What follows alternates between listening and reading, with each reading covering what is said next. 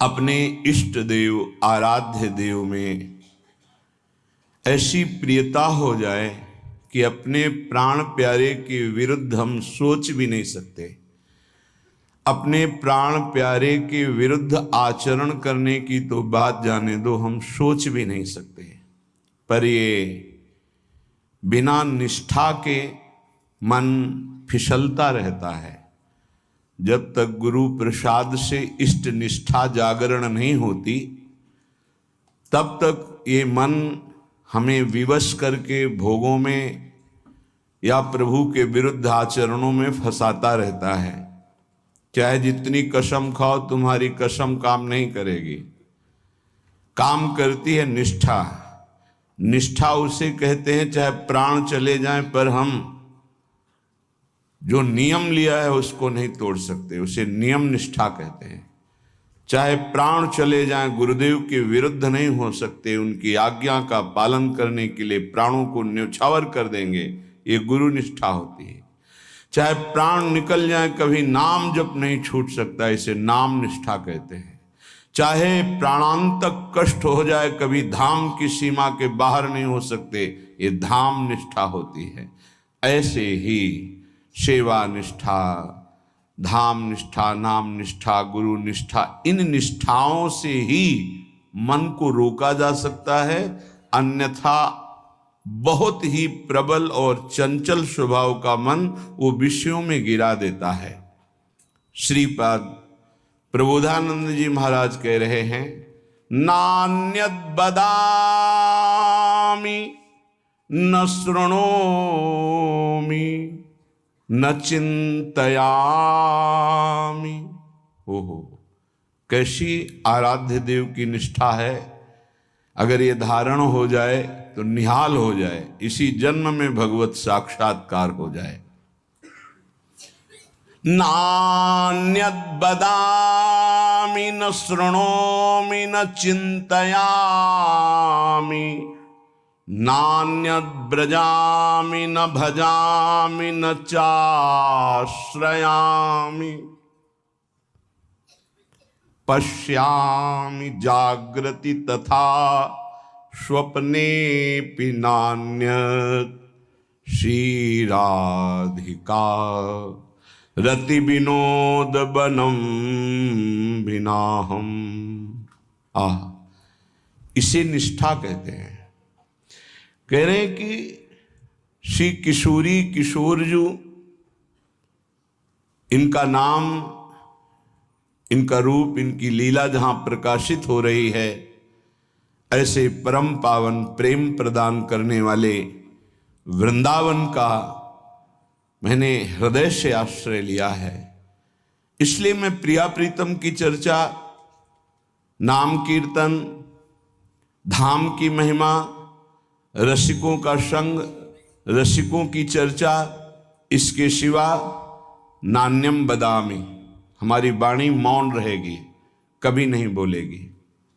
धन्य है वो उपासक जो इस निष्ठा को प्राप्त है। नान्यम बदामी, हरिवंश महाप्रभु कहते हैं, रसना कटो जो अन रटो। अगर प्रियालाल की चर्चा के सिवा कुछ अन्य बोलूं तो मेरी जबान कट जाए। नान्यम बदामी, देखो ये निष्ठा बिना धारण किए वाक्येंद्री पावन नहीं होगी। वाक्येंद्री पावन नहीं होगी तो उसी में विराजमान रसेंद्री भी अपावन रहेगी। रसेंद्री बिगड़ी हुई है तो जनेंद्री को शासन में ले ही नहीं सकते, अर्थात समस्त इंद्रियां आपको अपने अधीन कर लेंगी। जो इंद्रियों के अधीन होता है उससे पापाचरण बनता है, जिससे पापाचरण बनता है उसकी दुर्गति होती है। बिना निष्ठा के नहीं। निष्ठा मानो ऐसी ब्रेक है कि तत्काल उसको रोका जा सकता है। जो हमारी संसार की तरफ वृत्तियां बढ़ रही, उनको तत्काल रोका जा सकता है। निष्ठा में ताकत है, और किसी में। जैसे ब्रह्मचर्य की निष्ठा, उसका ब्रह्मचर्य पर महत्व हुआ, और ब्रह्मचर्य निष्ठावान तो चाहे स्वर्गलोक की अप्सरा आ जाए, उसके मन में काम भोग की लालसा नहीं पैदा हो सकती। निष्ठा में ताकत है, अन्य नहीं। अन्य तो फिर मन बड़ा चंचल है, वो फिर टिकना मुश्किल, थोड़ी देर लड़ेगा फिर परास्त होकर उसी में गिर जाएगा। निष्ठावान नहीं, लड़ने की ही जरूरत नहीं, रुचि ही नहीं है, स्वाभाविक रुचि नहीं रहती निष्ठावान की। नान्यत बदामी, नहीं बोलूंगा प्रियालाल की चर्चा, भगवत चर्चा, नाम जप, नाम कीर्तन, गुण कीर्तन, इसके अलावा मौन। अब देखो कौन उपासक इसको धारण करता है। प्रपंच की वार्ता करने में वाणी बड़ी प्रवीण है, चुगली करने में, निंदा करने में, ईर्ष्या की बातें करने में, राग द्वेष की बातें करने में, इससे बड़ा सुख अनुभव होता है, क्योंकि इसको दुर्गति करानी है उस जीव की जो इस वाक्येंद्री के अधीन हो गया है। आगे कह रहे न श्रृणोमि, श्रवणेन्द्री का बहुत बड़ा महत्व है। जो हम सुनते हैं उसका चिंतन होता है, जो चिंतन होता है वही क्रिया होती, जो क्रिया होती उसी का परिणाम होता है। कानों को बहुत संभाल के रखें, सुनने मात्र से हमारे अंदर चिंतन बनता है। कठोर शब्द, निंदनीय शब्द, प्रापंचिक शब्द, विषयाकर्षण भरे शब्द, विषयाकर्षण भरे गाने, विषयाकर्षण भरे आकर्षण, ऐसा जो चित्त को क्षुब्ध करके विषय में लगा दे, बिल्कुल नहीं सुनना चाहिए। ऐसी परिस्थिति में यदि श्रवणेन्द्री को शासन में लेने की युक्ति नहीं पता है तो कान में उंगली डाल लो और वहां से हट जाओ, नहीं तो श्रवणेन्द्री को तत्काल अंतर्मुख किया जाता है। बाहर केवल जैसे चिड़ियां चहचहा रही, आवाज मात्र है, शब्द का बोध नहीं हो सकता, क्योंकि श्रवणेन्द्री अंतर्मुख शब्द का चिंतन कर रही, नाम का। पर ये बहुत अच्छे उपासक की स्थिति होती है जहां आपको ऐसी स्थिति ना हो और प्रपंच वार्ता हो, भगवत चर्चा रहित वार्ता हो, कान में उंगली डालकर वहां से हट जाना चाहिए, चाहे जैसी सभा हो, नहीं तो उपासना खंडित हो जाएगी, उपासना बाधित हो जाएगी।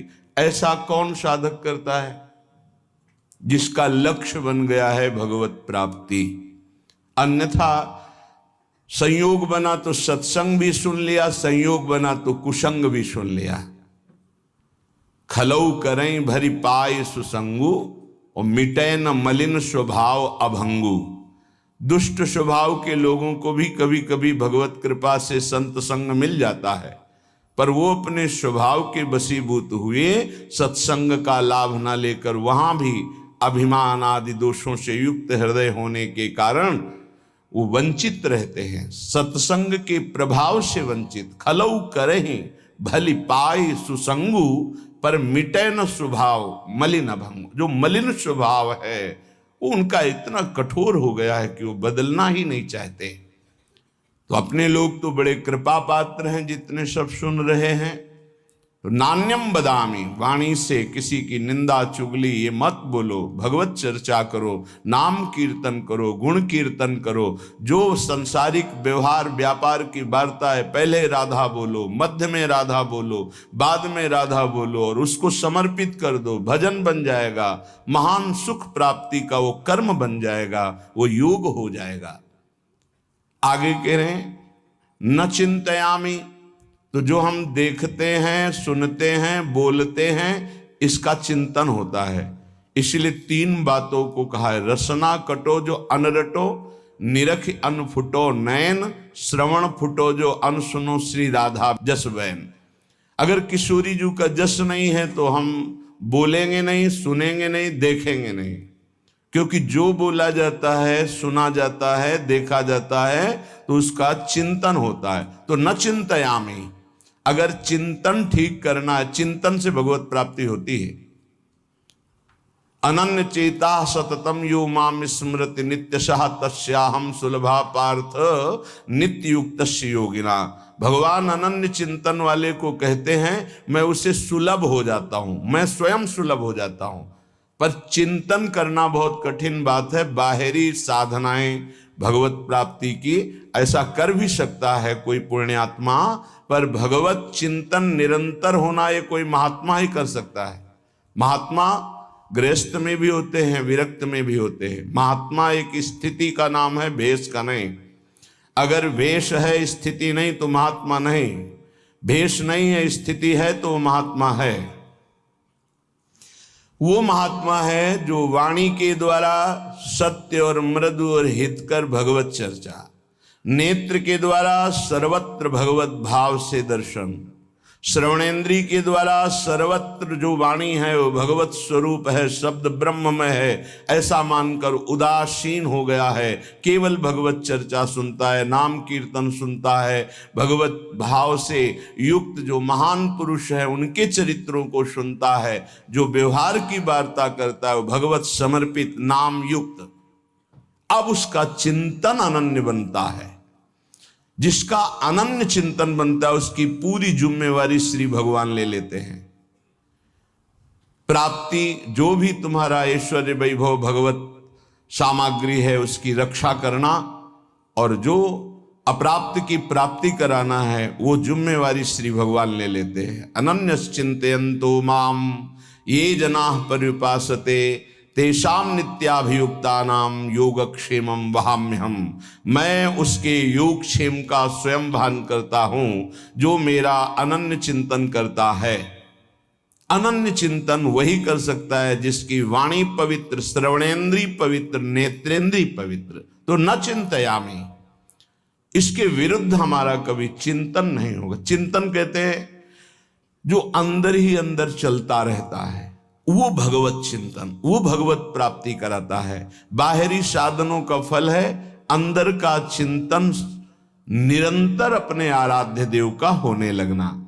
तो नान्यद ब्रजामि, एक भी कदम हम भगवद विमुख नहीं चल सकते। कहां जा रहे हो, क्या करने जा रहे हो, ये कभी विचार करते हो? तुम्हारे पैर कहां जा रहे हैं, तुम्हारा लक्ष्य क्या है जाने का? ये जो पैर चल रहे हैं किस दिशा में जा रहे हैं, किस हेतु से जा रहे हैं? संभालो। संसार के मार्ग में कुमार्गगामी चरण ना होने पावे तुम्हारे, नहीं तो आचरण नष्ट हो जाएंगे। आचरणहीन की दुर्गति होती है। कहां जा रहे हो? मदिरालय? रोको अपने चरण को। कहां जा रहे हो? गलत आचरण करने जा रहे हो? रोक लो अपने पैर को, वापस लौट आओ। जिस यात्रा में यात्री अपने मार्ग को नहीं पहचानता वो भटक जाता है, वो भूल भुलैया में फंस जाता है, फिर उसका जीवन पूरा नष्ट हो जाता है। ये ऐसी भूल भुलैया माया की है। एक बार इस दलदल में फंस गए, निकलना बड़ा कठिन है। सत्य मानिए, हर इंद्री का दलदल है। जनेन्द्री के भोग में फंस गए, निकलना मुश्किल। रसेंद्री के स्वाद में फंस गए, निकलना मुश्किल। नेत्रेंद्री के रूप में फंस गए, निकलना मुश्किल। ये बहुत विचित्र भगवान की माया। कहां जा रहे हैं तुम्हारे चरण, किस दिशा को, क्या लक्ष्य है? विवेक के द्वारा रोक लो। अगर सही दिशा है तो उत्साह संपन्न होकर नाम जप करते हुए जाओ। अगर गलत लक्ष्य है तो तत्काल रोक लो, जबरदस्ती वापस हो जाओ। ऐसा संग, ऐसा रंग न चढ़ने पावे कि पूरा जीवन माया में व्यतीत हो जाए। यहां निष्ठा की बात कह रहे। मैं धाम निष्ठ हूं, एक कदम भी वृंदावन की सीमा के बाहर नहीं जाऊंगा, चाहे प्राण निकल जाए।